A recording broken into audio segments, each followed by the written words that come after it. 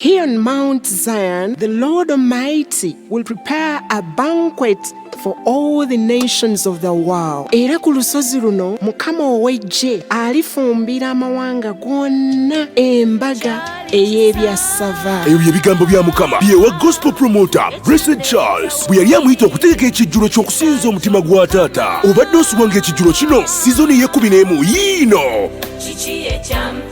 Tugenda kusinza ekitabangawo ng'ate bwe twebaza Katonda olw'okutuyisa mu kiseera kino eky'ekirwadde kya coronavirus. Essuubi libadde likuweddemu nga tomanyina wakutandikira. Jangu tusinze Mukama omugambe nga bw'olumwa. Tugenda kubeera ku social media live, Facebook, YouTube ne Instagram ku mikutu gya Blessed Charles BGPevents. Likinga, subscribinga oba ogoberere era oyanirize n'omulala. Byonna byakubawo ku Sunday ngenda kusoma zi 6 December 2020 okuva ku ssaawa 6 ez'omutuntu okutuuka ku ssaawa 1 y'akawungeezi. Naawe ayagala okwegatta ku banquet eno tugenda kubeera awo ku University Community Fellowship Makerere Kikoni oba kuba essimu noti 7 noti 3 35 6 noti 33. Obuukinga ekifo kyo nga bukyali wamba gwagenda okujja teweerabira masikiyo. Abasinza bonna weebali bakulembeddwa mu Robert Ssenyonga, Betty Muwanguzi, Penina Nkwanga, Justin Nabosa, Gabi Ntate, Sara Serumaga, Regan Kabunga, Omusumba Wilson Bugembe, Carol Budrick, Zoe Patra n'abalala bangi. Scientific Online Heart Worship Banquet ewagiddwa Jeje Medical Center, Nansana, Elite Junior Academy, Sango Stationers, Act High School Chotera, X Options Boutique, Maggie Fashions, nekitegekebwa Blessed Gospel Promotions, BGPevents.